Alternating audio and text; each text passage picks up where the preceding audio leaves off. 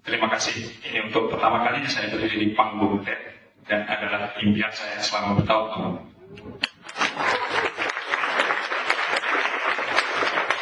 Sesuai dengan apa yang ada di slide, saya akan berbicara tentang traveling. Saya mulai dengan satu pertanyaan. Apa yang kalian lakukan ketika traveling? Foto, menulis cerita, atau berakhir di sosial media? Oke, semua orang melakukannya. Tapi kita akan berbicara sesuatu yang berbeda dengan sedikit cerita dari saya, sehingga kelak barangkali teman-teman ketika nanti traveling bisa mendapatkan value lebih, bisa mendapatkan sesuatu yang lebih dari sekedar sharing di sosial media.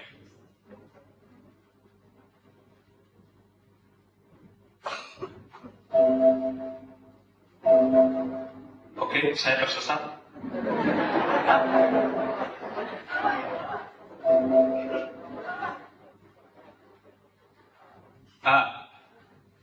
Traveling and tolerance. Kenapa saya bicara traveling dan toleransi? Karena dalam traveling, dalam setiap perjalanan yang saya lakukan, ternyata nilai-nilai toleransi, ternyata nilai-nilai kebersamaan, ternyata nilai-nilai humanity kita dapatkan. Tidak dalam bentuk foto, tidak dalam bentuk cerita, tapi dalam bentuk pengembangan diri, membuat kita menjadi seseorang yang lebih baik daripada sebelum traveling. Cerita pertama, pada tahun 2011, saya berkesempatan mengelilingi Sulawesi, dari Sulawesi Tengah sampai Sulawesi Utara. Di Taman Nasional Lorengdu, saya tinggal bersama Jagawana selama 3 hari. Jagawana ini bernama Pak Bakti, sudah 20 tahun menjaga Taman Nasional Lorengdu. Dan dia adalah seorang penganut Kristen yang taat. Di samping rumah Pak Bakti, terdapat sebuah gereja yang didirikan di atas tanah wakafnya. Which is, saya sebagai seorang muslim, sebagai seorang mayoritas di negeri ini, tinggal di seorang Kristen yang taat, di mana saya menjadi minoritas. Apa yang terjadi? Pak Bakti sebelum makan malam mengundang saya ke belakang, di sebelah kandang ayamnya.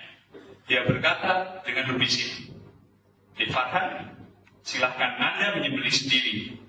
Karena saya tidak mau Dek Farhan makan makanan tidak halal gara-gara saya yang menyembelih."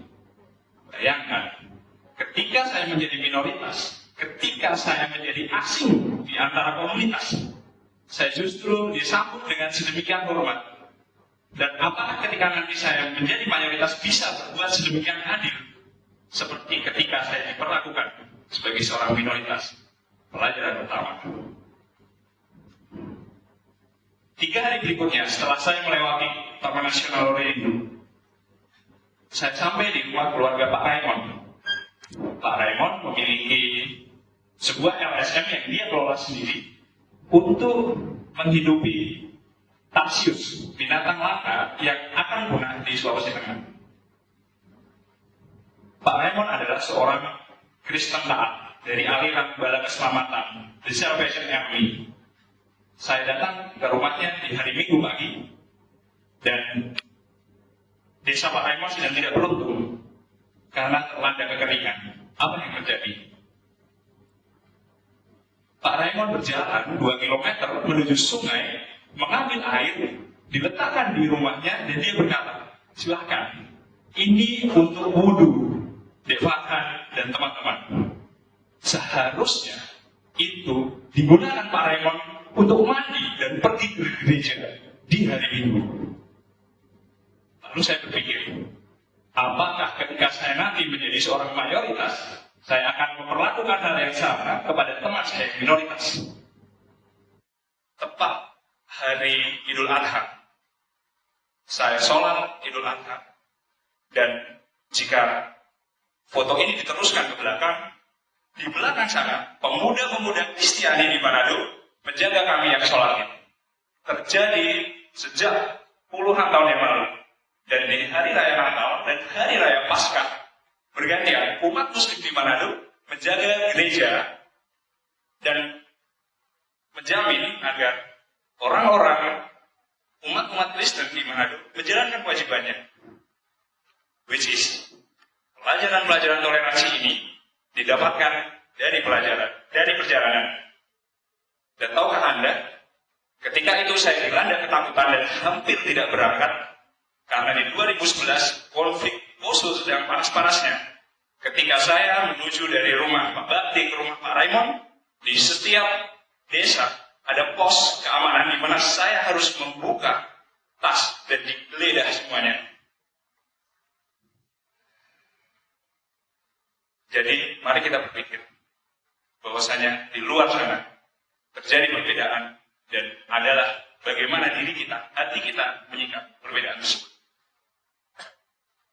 Tahun berikutnya, saya menantang diri saya untuk lebih mengalami perbedaan di mana saya menjadi minoritas total di negara yang mayoritas non-muslim. Pada 2012, saya berangkat ke Jepang bersama sahabat saya, Adit, 2 orang. Selama 9 hari, saya traveling, berkeliling, dan beberapa kisahnya akan saya ceritakan. Pada waktu itu saya sedang menuju ke kota Fuju, sebuah kota satelit di dekat Tokyo. Bertepatan dengan sholat Isya. Saya berkata pada Adit, kita harus sholat di mana? Kemudian ada petugas keamanan di stasiun, dan saya bertanya, Bapak, tentunya tidak dengan bahasa Indonesia, dengan bahasa Inggris, dan dia tidak bisa menjawab saya. Orang Jepang tidak bisa berbahasa Inggris, rata-rata. Bapak, can you show me where is the praying room? Watashi wa ufa. Tidak ada katanya. Oops.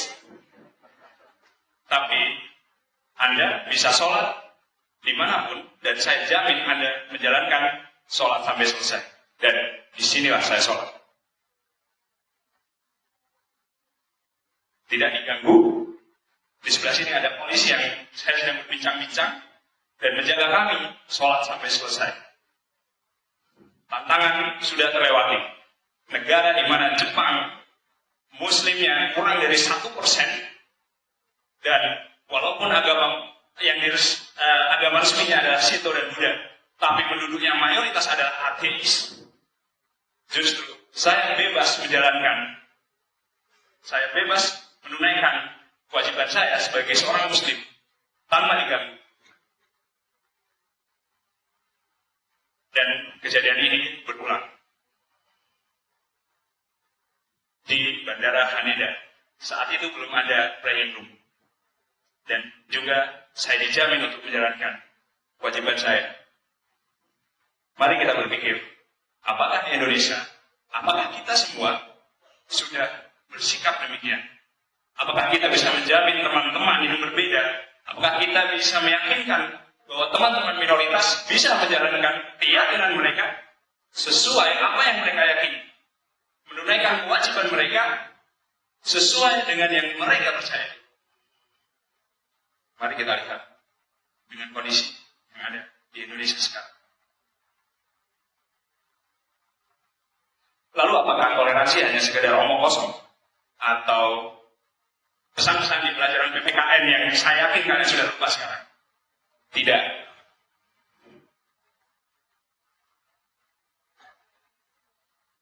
Saya berada di Bayan, Lombok. Suku Sasak Bayan adalah penganut Islam Wetutelu. Orang-orang Lombok dan orang-orang Indonesia percaya bahwasanya Wetutelu adalah Islam yang menyimpang dari Islam. Mereka salat 3 hari sekali. Itu yang mereka yakini. Maka atas pengalaman saya dari Sulawesi Tengah dan Jepang, saya tidak lantas percaya. Ini kali kedua saya di Bayan, dan di kali kedua ini saya menginap 3 hari dengan para pemuka adat ini. Saya bertanya, Bapak, apakah benar sholat Bapak hanya 3 kali sehari? Ternyata tidak. Ternyata apa yang dilakukan oleh orang-orang Bayan sejak ratusan tahun yang lalu justru menunjukkan bahwa toleransi itu bersama mereka. Bayan adalah tempat masuknya Islam di tanah Lombok. Di sana ada masjid yang pertama kali ada di Lombok sampai sekarang. Masih dengan atap ijuk, masih dengan rangka kayu, masih dengan tembok dari bambu. Watu Telu bukan Islam yang menyimpang. Watu Telu adalah pedoman hidup, kearifan lokal. Pedoman mereka untuk bersosialisasi dengan masyarakat, hubungan antar satu dengan yang lain, dan cara mereka untuk menjaga alam. Jadilah mereka tetap sholat 5 kali sehari, dan Watu Telu adalah panduan hidup mereka.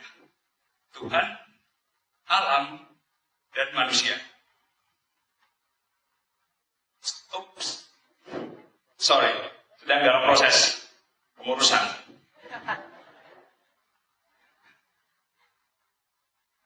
Oops. Nah, ada yang tahu, ada yang aneh dari candi ini, dan ada yang tahu, ada yang bisa menebak di mana candinya.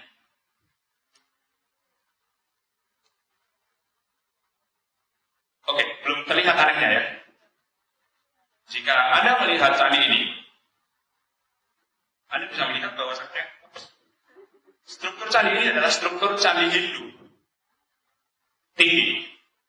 Tapi stupanya adalah stupa Buddha. Stupa Genta. Oke. Candi Plausan terletak di sebelah utara Candi Prambanan. Dibangun oleh bangsa Sailendra dan Sanjaya ketika mereka menikahkan anak-anaknya. Wangsa Sailendra adalah Buddha, Wangsa Sanjaya adalah Hindu. Mereka merayakan pernikahan mereka dengan membuat candi. Juga sebagai perlambang toleransi, bahwasanya sejak ratusan tahun yang lalu, umat Hindu dan umat Buddha yang kala itu menjadi dua agama terbesar selain animisme dan dinamisme, tidak saling ada konflik. Mereka bersatu. Dan jika kalian tahu, Mataram Lama adalah sebuah imperium sebelum Gunung Merapi meluluhkan tangan mereka. Kerajaan besar sebelum Majapahit. Ratusan tahun yang lalu, pendahulu kita sudah menanamkan pesan. Hei, bertoleransilah seperti kami. Seperti apa yang kami lakukan? Tahun kemarin, saya berada di Turki bersama istri saya. Ada di sini.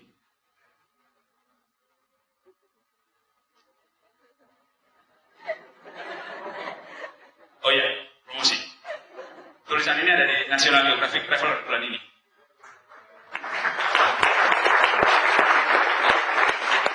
Pada sebuah sudut pandang, lafaz Allah, Muhammad, dan lukisan Bunda Maria akan berada pada satu garis yang sama.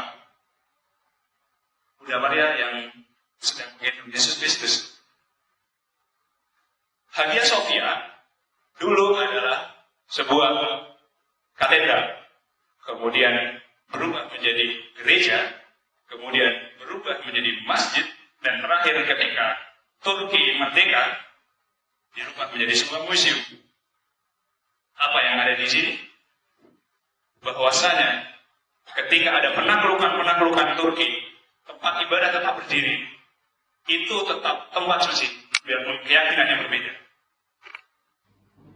Di Turki, saya mengalami pengalaman spiritual yang luar biasa. Selain di Hagia Sophia, saya berada di makam Bunda Maria. Dan apakah kalian berpikir jika makam Bunda Maria hanya diziarahi oleh orang-orang Katolik? Tidak. Umat-umat Muslim berbondong-bondong berziarah ke makam Bunda Maria. Karena bagi mereka, Bunda Maria sama sucinya dengan Maryam, hanya berbeda nama. Toleransi ada di mana-mana.